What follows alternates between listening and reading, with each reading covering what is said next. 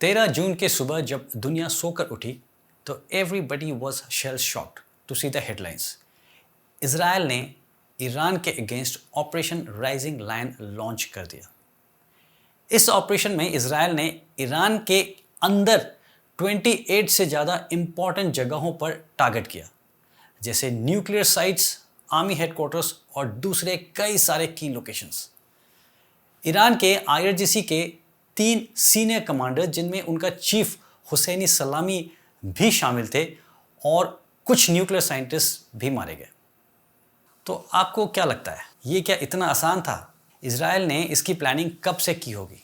Iran के पास बावर 373 जैसे advanced air defence systems हैं जो काफ़ी इफेक्टिव माने जाते हैं। सो ये बताइए, तो फिर इजराइल ने इन पावरफुल डिफेंस सिस्टम्स को कैसे डॉज किया? किस स्ट्रेटजी से ये मिशन इतनी सफलता से कंप्लीट की, और इसका क्या असर हो सकता है इंडिया के ऊपर, मिडिल ईस्ट के ऊपर और पूरा ग्लोबली दुनिया के ऊपर? Moments ago, Israel launched Operation Rising Lion, a targeted military operation to roll back the Iranian threat to Israel's very survival. चलिए देखते हैं एक्चुअली में हुआ क्या। रिपोर्ट्स के मुताबिक इजरायली मिलिट्री ने अपने जेट्स से एडवांस्ड एयर लॉन्च्ड बैलिस्टिक और क्रूज मिसाइल्स यूज किए, जिनमें से ज्यादातर ईरान के बाहर से फायर किए गए। ये हाई स्पीड और शायद हाइपोसोनिक मिसाइल्स, और हो सकता है कि ड्रोन्स भी कई 100 किलोमीटर तक मार कर सकते हैं, जिससे इराक या पर्शियन गल्फ में मौजूद बेसिस से स्ट्राइक करना पॉसिबल हो गया। ओपन सोर्स एनालिसिस से पता चलता है कि इजरायली जेट्स ने मिसाइल्स नेबरिंग इराक या पास के समुद्रों से लॉन्च किए, जो तेहरान से रफली 600 प्लस किलोमीटर दूर है। जेरूसलम से तेहरान की दूरी लगभग 1560 किलोमीटर है, इसीलिए मिसाइल्स अलाइड बेसिस से ही आए होंगे। सबसे खास बात यह है कि इस स्ट्राइक की कामयाबी पहले से की गई कोवर्ट तैयारी पर डिपेंड करती थी। खबरों के मुताबिक मोसाद ऑपरेटिव्स ने ईरान के अंदर की रडार और मिसाइल बैटरीज को पहले ही सीक्रेटली डैमेज कर दिया था। हाई स्पीड मिसाइल्स और इलेक्ट्रॉनिक साइबर इंटरफेरेंस के कॉम्बिनेशन से ईरान के एयर डिफेंस सिस्टम को ओवरवेल्म कर दिया, जिससे सरप्राइज अटैक करना पॉसिबल हो गया। 13 जून की सुबह 3 बजे के आसपास तेहरान में एक्सप्लोजन सुनाई दिए। इजरायली लीडर्स ने कंफर्म किया कि स्ट्राइक थोड़ी ही देर पहले शुरू हुई है।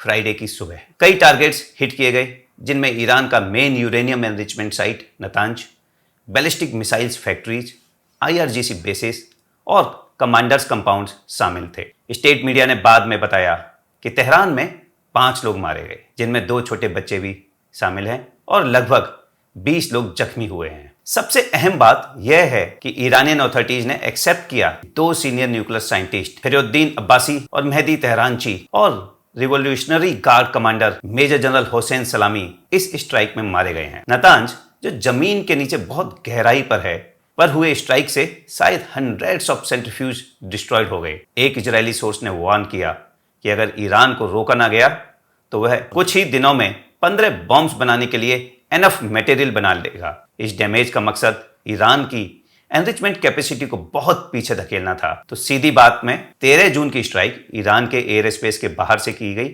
एक सोफिस्टिकेटेड मल्टी प्रोंग अटैक था। इजराइल ने लॉन्ग रेंज मिसाइल्स और ड्रोन्स यूज किए, पहले से रडार को सबोटेज करके उनका सपोर्ट लिया, ताकि न्यूक्लियर और मिलिट्री टारगेट्स को पूरा सरप्राइज के साथ हिट किया जा सके। कई साइट्स पर एक्सप्लोजन्स की खबरें आईं, खासकर नतांज कॉम्प्लेक्स से, और वीडियोज में तेहरान में फायरबॉल ब्लास्ट और डैमेज दिखाई दिए, और रिटेलिएटरी मिसाइल्स और ड्रोन अटैक्स के लिए तैयार हो गया। यह ड्रामेटिक एक्शन ऐसे ही नहीं हुआ, यह बढ़ते टेंशन और इंपॉर्टेंट इंटरनेशनल डेवलपमेंट्स के बीच हुआ। स्ट्राइक से कुछ दिन पहले यूएस ऑफिशियल्स ने इजरायली एक्शंस की पॉसिबिलिटी के सिग्नल्स दिए थे।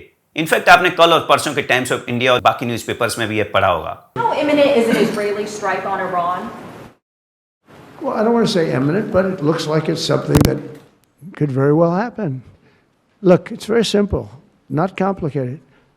Iran cannot have a nuclear weapon. Other than that, I want them to be successful. I want them to be tremendous. We'll help them be successful. We'll trade with them. We'll do whatever is necessary. President Trump ने publicly कहा था कि एक Israeli attack could very well happen, और दोबारा कहा कि Iran can not have a nuclear weapon, और जरूरत पड़ने पर इजराइल की सक्सेसफुली मदद भी करी जाएगी का प्रॉमिस भी किया था। इसी समय यूएस ने इराक और दूसरे गल्फ स्टेट्स से non essentials diplomatic staff families को इवैक्यूएट करना शुरू कर दिया था, जिससे बढ़ते कन्फ्रंटेशन की वार्निंग मिल रही थी। यह संकेत थे कि कुछ होने वाला है। वॉशिंगटन ने जिद की कि वो किसी भी इजरायली ऑपरेशन का पार्ट नहीं था। सेक्रेटरी रूबियो ने स्ट्रेस किया कि we are not involved in strikes against Iran और अमेरिका की टॉप प्रायोरिटी अपने फोर्सेस को प्रोटेक्ट करना ही है। सबसे इंपॉर्टेंट, अटैक से ठीक पहले यूनाइटेड नेशंस की न्यूक्लियर वॉचडॉग IAEA ने मई 2025 के एंड में एक रिपोर्ट इशू की थी, जिसमें ईरान को for the first time in 20 years अपनी सेफगार्ड ऑब्लिगेशंस का ब्रीच करते हुए पाया गया था। इसके बाद 12 जून 2025 को IAEA ने नोट किया था कि ईरान यूरेनियम को नियर वेपन्स ग्रेड लेवल्स तक एनरिच कर रहा था और न्यूक्लियर मटेरियल्स पर इंफॉर्मेशन छुपा रहा था। ईरान ने इसे एक पॉलिटिकल मूव बोलकर डिसमिस कर दिया, लेकिन इजरायली लीडर्स ने इसका यूज अपनी स्ट्राइक की टाइमिंग को जस्टिफाई करने के लिए किया। नेतन्याहू ने दुनिया को वार्न किया कि बिना इंटरवेंशन के Iran in a very short time bomb बना सकता है, जो इजराइल के लिए क्लियर एंड प्रेजेंट डेंजर है। तो शॉर्ट में इजराइल ने यूनाइटेड स्टेट्स के एक्सप्लिसिट सपोर्ट के बैकड्रॉप में स्ट्राइक किया। अब हमें उन एग्रीमेंट्स को समझना चाहिए जिन पर ईरान को स्टिक रहना था और कैसे इन ऑब्लिगेशंस को सिस्टमेटिकली ब्रीच किया गया है। IAEA की फाइंडिंग कि ईरान ने for the first time in 20 years अपनी सेफगार्ड ऑब्लिगेशंस को ब्रीच किया है, जो 12 जून 2025 को एक रिजोल्यूशन में डिक्लेयर की गई। यह बात मई 2025 के एंड में जारी की गई एक कॉम्प्रिहेंसिव रिपोर्ट से आई थी। ईरान 5 मार्च 1970 से treaty on the non proliferation of nuclear weapons मतलब NPT का एक non nuclear weapon state party रहा है। NPT के आर्टिकल 2 के तहत non nuclear weapon state nuclear weapon acquire ना करने का कमिटमेंट करते हैं और आर्टिकल 3.1 के अंदर वह IAEA के साथ एक एग्रीमेंट में सेट किए गए सेफगार्ड्स को एक्सेप्ट करते हैं, जिसका एकमात्र मकसद यह वेरीफाई करना है कि न्यूक्लियर मटेरियल को न्यूक्लियर वेपन्स के लिए डाइवर्ट ना किया जा सके। इसके नतीजे में NPT का सिग्नेटरी होने के नाते ईरान ने IAEA के साथ एक कॉम्प्रिहेंसिव सेफगार्ड्स एग्रीमेंट CSA किया था। यह एग्रीमेंट ईरान को उसके टेरिटरी के अंदर सभी न्यूक्लियर मटेरियल और न्यूक्लियर रिलेटेड एक्टिविटीज को डिक्लेयर करने और IAEA को यह वेरीफाई करने की परमिशन देने के लिए ऑब्लाइज करता है कि ऐसे मटेरियल्स को न्यूक्लियर वेपन्स या दूसरे न्यूक्लियर एक्सप्लोसिव डिवाइसेस के लिए डाइवर्ट ना किया जाए। यह एग्रीमेंट IAEA को नॉन डाइवर्जन इंश्योर करने के लिए इंस्पेक्शन कंडक्ट करने की भी परमिशन देता है। IAEA ने बार बार कहा है कि ईरान एकमात्र ऐसा स्टेट है जिसके पास CSA है जो मॉडिफाइड कोड 3.1 को इंप्लीमेंट नहीं कर रहा है, जिससे एजेंसी की रिलेवेंट एक्टिविटीज पर विजिबिलिटी में रुकावट आ रही है। इसके अलावा joint comprehensive plan of action JCPOA, जिसे कॉमनली ईरान न्यूक्लियर डील के नाम से जाना जाता है, जुलाई 2015 में ईरान और P5+1 China, France, Germany, Russia, United kingdom और यूनाइटेड स्टेट और यूरोपियन यूनियन के बीच हुआ था। इससे UN सिक्योरिटी काउंसिल रिजोल्यूशन 2231 2015 ने एंडोर्स किया था। JCPOA के तहत ईरान ने अपने न्यूक्लियर प्रोग्राम और सिग्निफिकेंट रेस्ट्रिक्शंस एग्री किए, जैसे यूरेनियम को सिर्फ 3.6% तक एनरिच करना, सेंट्रीफ्यूज नंबर्स को कम करना। एनरिचमेंट लेवल्स, ईरान यूरेनियम को नियर वेपन्स ग्रेड लेवल्स खासकर 60% तक एनरिच कर रहा है, जो एक सिग्निफिकेंट कंसर्न है, क्योंकि 90% से ज़्यादा अगर एनरिचमेंट हो जाती है तो उसको वेपन ग्रेड कंसीडर किया जाता है और ये वेपन ग्रेड मटेरियल से सिर्फ एक शॉर्ट टेक्निकल स्टेप ही दूर है।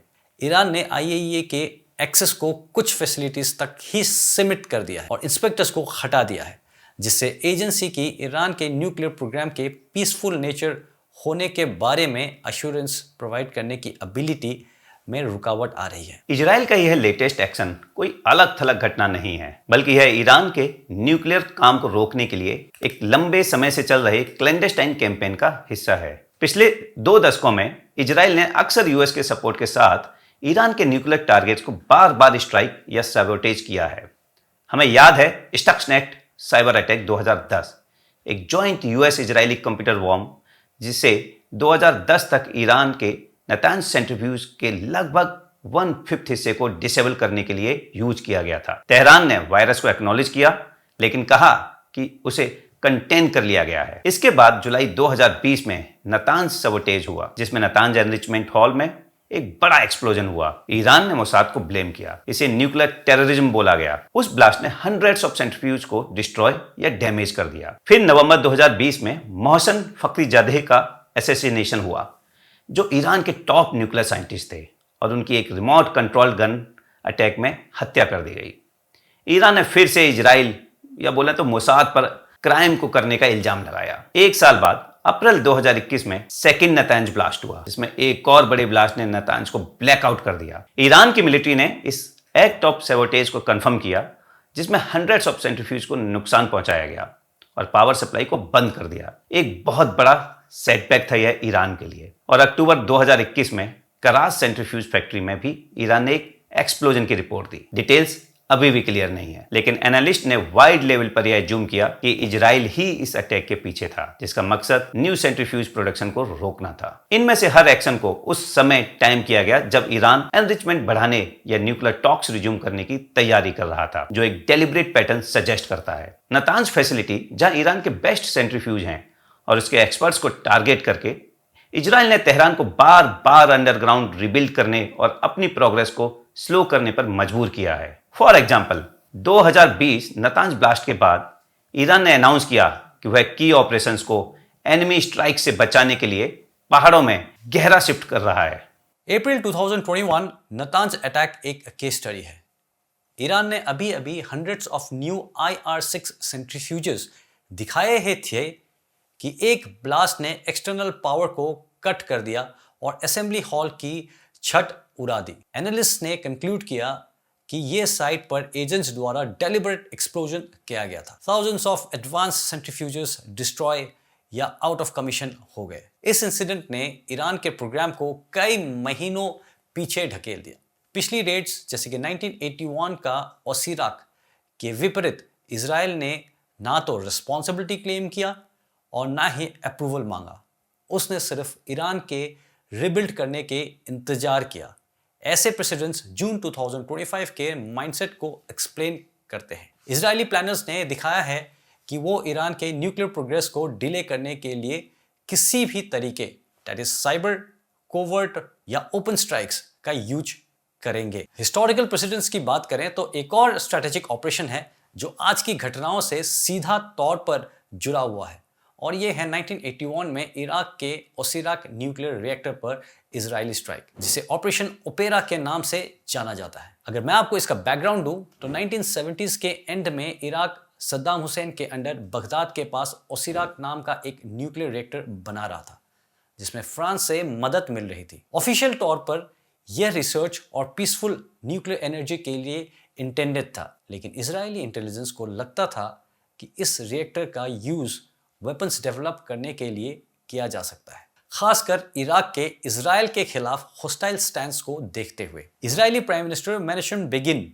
ने न्यूक्लियर आर्म्ड इराक को एक एग्जिस्टेंशियल थ्रेट माना। उन्होंने बेगिन डॉक्ट्रिन डिक्लेयर की, जिसमें कहा गया था कि इजराइल रीजन में किसी भी हॉस्टाइल स्टेट को न्यूक्लियर वेपन्स एक्वायर करने की परमिशन नहीं देगा। So finally, the strike, Operation Opera, date 7 June 1981. Aircrafts used 8 F-16 Alpha fighter jets. हर एक पर 2 2000 पाउंडर बॉम्ब्स। एस्कॉर्ट के लिए एक एयर कवर के लिए 6 F-15 फाइटर जेट्स का इस्तेमाल किया गया। Distance Israeli formation southern Israel से 1000 किलोमीटर से ज़्यादा फ्लाई किया अनडिटेक्टेड सऊदी और जॉर्डानियन एयर स्पेस को क्रॉस करते हुए। अगर डिस्टेंस की बात करें तो इन इजरायली फॉर्मेशन ने सदर्न इजराइल से 1000 किलोमीटर से ज़्यादा फ्लाई किया, और इस ऑपरेशन को दिन के उजाले में, that is in the late afternoon, launch किया गया था ताकि एक्यूरेसी और क्लियर विजुअल्स मिल सके। इजरायली जेट्स ने रडार डिटेक्शन से बचने के लिए लो ऑल्टीट्यूड्स पर फ्लाई किया। टारगेट पर पहुंचने के बाद F-16 ने एक प्रिसाइज बॉम्बिंग पैटर्न में अपनी पेलोड्स को रिएक्टर डोम पर ड्रॉप किया। 90 सेकंड्स के अंदर पूरा ओसीराक फैसिलिटी डिस्ट्रॉय हो गया। इसके आफ्टरमैथ कैजुअलिटीज में 10 इराकी सोल्जर्स और एक फ्रेंच सिविलियन टेक्नीशियन शामिल थे। इराक का न्यूक्लियर वेपन्स प्रोग्राम सालों तक पीछे हो गया। इजराइल को ग्लोबल कंडेमनेशन मिला, जिसमें से यूनाइटेड स्टेट्स, फ्रांस और यूनाइटेड नेशंस शामिल थे। सभी ने इंटरनेशनल लॉ के वायलेशन का इल्जाम लगाया। लेकिन 1991 गल्फ वॉर के बाद जब यूनाइटेड स्टेट्स ने इराक की एडवांस न्यूक्लियर एम्बिशंस को डिस्कवर किया, कई लोगों ने इस स्ट्राइक को एक स्ट्रेटेजिक सक्सेस माना, जिसने सद्दाम को न्यूक्लियर वेपन्स एक्वायर करने से रोका था। इस ऑपरेशन का कुछ strategic significance operation opera history में पहली बार था जब किसी कंट्री ने न्यूक्लियर वेपन्स के डेवलपमेंट को रोकने के लिए लॉन्ग रेंज स्ट्राइक किया। इसने इजराइल के प्रीएम्प्टिव स्ट्राइक पॉलिसी का प्रेसिडेंट सेट किया, जो बाद में सीरिया 2007 और ईरान इन 2010 से कई कोवर्ट और ओवर्ट ऑपरेशंस के खिलाफ ऑपरेशंस में दिखाई दिए। ईरान का न्यूक्लियर प्रोग्राम मिडिल ईस्ट की पावर स्ट्रगल का सेंटर पॉइंट है। तेहरान के लिए हायर एनरिचमेंट परस्यू करने का एक सॉवरन राइट और एक डेटरेंट है। जेरूसलम के लिए ईरान की कोई भी न्यूक्लियर कैपेबिलिटी एक एग्जिस्टेंशियल थ्रेट है। इजरायली लीडर्स आर्ग्यू करते हैं कि एक ब्रेकआउट कैपेसिटी भी इजराइल को खतरे में डालेगी। मतलब एक बॉम्ब के लिए अगर एनफ मटेरियल भी होगा तब भी इजराइल को खतरा है। इजराइल के प्राइम मिनिस्टर ने वार्न किया है कि ईरान का स्टॉक पाइल उनकी सर्वाइवल के लिए point of no return represent करता है। इसके विपरीत ईरान इंसिस्ट करता है कि उसका न्यूक्लियर काम पीसफुल है। उसके सुप्रीम लीडर एटॉमिक वेपन्स के खिलाफ एक फतवा मेंटेन करते हैं। हालांकि स्केप्टिक्स इसे एक पॉलिटिकल स्टांस मानते हैं। एक nuclear armed Iran regional balance को ड्रामेटिकली शिफ्ट कर देगा। यह इजराइल के खिलाफ डेटरेंस को टिल्ट कर सकता है और इजराइल के गैस फील्ड्स, पोर्ट्स और एयर स्पेस को थ्रेटन कर सकता है। पिछली रिपोर्ट सजेस्ट करती हैं कि सऊदी अरेबिया ने कॉवर्टली अपने न्यूक्लियर ऑप्शंस को एडवांस किया था जब ईरान JCPOA लिमिट से आगे बढ़ा। एक न्यूक्लियर आर्म्स रेस का खतरा मंडरा रहा है। इराक, इजिप्ट और यहां तक कि टर्की भी अपनी सिक्योरिटी डॉक्ट्राइन्स पर दोबारा विचार कर सकते हैं। हाल के सालों में मिडिल ईस्टर्न अलायंस में शिफ्ट्स ने भी इस डायनेमिक को इन्फ्लुएंस किया है। पॉलिटिकल साइंटिस्ट वाली नस्र ने ऑब्जर्व किया कि अक्टूबर 2023 गाजा वार ने परसेप्शंस बदल दी। जो कभी गल्फ में दोस्त दुश्मन थे, जैसे सऊदी अरेबिया, UAE, उन्होंने इजराइल को एक इमर्जिंग रीजनल पावर के रूप में कम और एक मित्र के रूप में ज्यादा देखना शुरू कर दिया। ईरान सैंक्शंस और स्ट्राइक से घिरा हुआ, बदले में नॉन वेस्टर्न पावर्स के साथ अपने टाइज को सॉलिडिफाई किया। जनवरी 2025 में रसिया और ईरान ने एक 20 साल का स्ट्रेटेजिक पार्टनरशिप साइन किया, जिसमें म्यूचुअल डिफेंस और एक दूसरे के खिलाफ टेरिटरीज से किसी भी एक्शन पर रोक लगाई गई। यह मॉस्को तेहरान एक्सिस, जिसमें एयर डिफेंस और ड्रोन्स के लिए आर्म्स डील शामिल है, का मतलब है कि ईरान के साथ कोई भी एस्केलेशन इनडायरेक्टली रशिया को इन्वॉल्व कर सकती है। चाइना ने भी इसी तरह से ईरान के साथ अपने economic ties, oil imports, trade corridors को बढ़ाया है, तेहरान को एक ब्रॉडर मल्टीपोलर स्ट्रेटजी में एक पार्टनर के रूप में पोजीशन करते हुए। इजराइल के लिए कैलकुलस साफ है। उसने 1981 से बेगिन डॉक्ट्रिन यानी न्यूक्लियर थ्रेट्स पर प्रीएम्प्टिव स्ट्राइक्स करने का जो डॉक्ट्रिन बनाया था उसको मेंटेन किया है। पिछले ऑपरेशंस यानी इराक 1981, सीरिया 2007, जिसको मेजर पावर्स ने बिना किसी सजा के जाने दिया, लेकिन ईरान अब बहुत ज्यादा स्ट्रांग है। पावरफुल प्रॉक्सीज के साथ एक सक्सेसफुल ईरानियन न्यूक शायद इजरायली रिटेलिएशन को ट्रिगर करेगा, जो इराक और सीरिया के बाद देखी गई चीज से कहीं ज्यादा होगी। शॉर्ट में अगर मैं आपको समझाऊं तो ईरान का न्यूक्लियर स्टेटस रीजनल सिक्योरिटी के लिए एक लिंचपिन बना हुआ है। यह इजराइल की अर्जेंसी को बढ़ाता है, कुछ अरब स्टेट्स को इजराइल के साथ तेहरान के खिलाफ यूनाइट करता है और ग्लोबल पावर्स यानी US और रशिया को एक बड़ी जंग को रोकने के लिए इन्वॉल्व करता है। 13 जून की ये स्ट्राइक बहुत ही जल्द मेजर प्लेयर्स से रिएक्शंस निकालने में कामयाब रही। यूनाइटेड स्टेट्स ने इजराइल के सेल्फ डिफेंस के अधिकार को समर्थन किया, जबकि किसी भी डायरेक्ट रोल से इनकार किया। प्रेसिडेंट ट्रंप ने कहा कि Iran can not have a nuclear bomb. American diplomats ने डी एस्केलेशन की अपील की। ईरान को वार्न भी किया कि यूनाइटेड स्टेट्स के इंटरेस्ट पर कोई भी हिट होने पर सीवियर रिस्पॉन्स मिलेगा। रशिया तेहरान का बढ़ता हुआ एलाय है। रशिया और ईरान ने जनवरी 2025 में एक कोऑपरेशन ट्रीटी साइन किया था, जो एक्सप्लिसिटली दोनों साइड्स को एक दूसरे के खिलाफ अपने टेरिटरी का यूज करने से रोकता है। रशियन एनालिस्ट नोट करते हैं कि ईरान के न्यूक्लियर प्रोग्राम को कमजोर करना यूनाइटेड स्टेट्स इंटरेस्ट को एडवांस करता है, लेकिन मॉस्को भी ईरान का एक रिलायबल पार्टनर दिखना चाहता है, जो अब जियोपॉलिटिक्स में sanctions busting via trade, energy और मिलिट्री कोलैबोरेशंस के लिए बहुत ही क्रूशियल है। अगर हम चाइना की बात करें तो चाइना पब्लिकली ज़्यादा चुप रहा है, लेकिन उसका long term view United states influence को डिस्करेज करना है। चाइना ईरानियन ऑयल इंपोर्ट करता है और ईरानियन इंफ्रास्ट्रक्चर में इन्वेस्ट भी करता है। वो स्टेबिलिटी के लिए ईरान चाइना 25 साल डील के कंप्लीशन के लिए रुकना चाहेगा। शायद वो बैक स्टेज में पर्दे के पीछे से यूनाइटेड नेशंस लेड डिप्लोमेसी को सपोर्ट करेगा। अगर हम देखें तो इजराइल का यह स्ट्राइक एक टर्निंग पॉइंट है, जबकि स्ट्रेटेजिकली सक्सेसफुल इसने एक पंडोरा बॉक्स भी खोल दिया है। इसके अगर शॉर्ट टर्म आउटलुक्स देखते हैं तो एस्केलेशन लाइकली है। ईरान की रिटेलिएशन हो सकती है, इजराइल के शहरों पर मिसाइल अटैक्स, हिजबुल्ला, हुथीज या इराक और सीरिया में शिया मिलिशिया के थ्रू प्रॉक्सी वारफेयर या इजरायली इंफ्रास्ट्रक्चर पर साइबर अटैक्स। ईरान यह सारी चीजें एक साथ कर सकता है, या इसमें से हो सकता है कि कुछ चीजें इजराइल के अगेंस्ट करी जाएं। रीजनल टेंशंस में तेजी आएगी। लेबनान जो हिजबुल्ला का स्ट्रॉन्ग होल्ड है, सीरिया इराक बॉर्डर और रेड सी शिपिंग लेन्स में होती डिसरप्शन से यूनाइटेड स्टेट्स डायरेक्ट इन्वॉल्व ना होते हुए भी अपने क्लोज एलाई को रोकने में या उसके साथ होने के लिए बैकलेस फेस कर सकता है। ईरान के रिस्पॉन्स के हिसाब से वह इजराइल को मिलिट्री या डिप्लोमेटिक सपोर्ट दे सकता है। रशिया और चाइना इजराइल की निंदा करेंगे, ईरान के लिए सपोर्ट रीइंफोर्स करेंगे और इंटरनेशनल मीडिएशन के लिए पुश भी करेंगे। रशिया इस इंसिडेंट का यूज यूक्रेन से ध्यान हटाने और यूएस इन्फ्लुएंस को चैलेंज करने के लिए कर सकता है। इजराइल इन सब के बाद हाई अलर्ट पर रहेगा। अब हम कुछ बात करते हैं इंडिया और ग्लोबल ऑडियंस के लिए कुछ take Awez.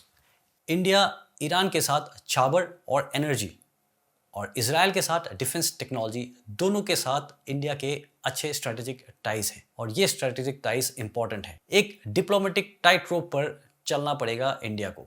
Global energy markets, shipping lens और साइबर सिक्योरिटी सिनेरियोस ईरान के रिस्पॉन्स के ऊपर डिपेंड करता है और हो सकता है कि डिस्टर्ब हो जाए और वेपन ग्रेड लेवल तक यूरेनियम को एनरिच करे। सो अब अंत में बात करते हैं कुछ सिनेरियोस जो शायद अभी आगे चल करके हो सकते हैं। एनआरआई इवैक्यूएशन प्लान को अपने तैयार रखने चाहिए, जिसके ऊपर हमारी एक्सटर्नल अफेयर्स मिनिस्ट्री ऑलरेडी काम कर रही है। ऑयल रिजर्व्स को बढ़ाएं और नेवी को स्ट्रेट ऑफ हॉर्मूज के पास में स्टैंड बाय में रखें। रशियन ऑयल, यूनाइटेड स्टेट्स के शेल गैस, अफ्रीका के क्रूड ऑयल और रिन्यूएबल एनर्जी के अलग अलग माध्यम को एग्रेसिवली डाइवर्सिफाई करने की कोशिश करें। देखा जाए तो भारत अपनी 83% तेल की जरूरत गल्फ से पूरी करता है। अगर स्ट्रेट ऑफ हॉर्मुज बंद होता है तो तेल के दाम आसमान छुएंगे। यह बात अमेरिका भी समझ रहा है। महंगाई बढ़ेगी और भारत की इकोनॉमी पर दबाव आएगा। गल्फ में 90 लाख से ज़्यादा भारतीय काम करते हैं अलग अलग देशों में। अगर जंग ज़्यादा बढ़ती है तो उनके लिए ऑपरेशन राहत जैसी इवैक्यूएशन क्राइसिस खड़ी हो सकती है और देश के रेमिटेंस पे भी असर आएगा, जो पैसा विदेश से हमारे यहाँ पर आता है। हॉर्मुज पर ब्लॉकेड से भारत के फर्टिलाइजर, गैस और इंडस्ट्रियल रॉ मटेरियल के इंपोर्ट रुक सकते हैं। यह खेती और फैक्ट्री दोनों को ही प्रभावित करेगा।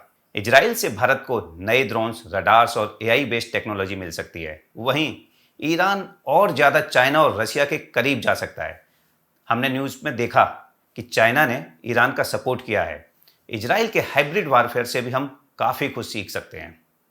और अगर यह जंग और बढ़ती है तो रुपया गिरेगा, स्टॉक मार्केट हिल सकता है और दुनिया रिसेशन के किनारे आ सकती है। In conclusion we would like to state that ये इजरायली स्ट्राइक एक टर्निंग पॉइंट है। आने वाले हफ्ते में शायद डिसाइड होगा कि रीजन के एक बड़े वॉर की तरफ बढ़ना है या डिप्लोमेटिक टेटरेंस से ये शायद वापस आ जाए। इंडिया दूसरे न्यूट्रल ग्लोबल प्लेयर्स की तरह अपने इंटरेस्ट को सिक्योर करने और जियोपॉलिटिकल रिपल इफेक्ट्स के लिए तैयार रहने के लिए डेवलपमेंट्स को क्लोजली मॉनिटर करना पड़ेगा। That is all we have to से।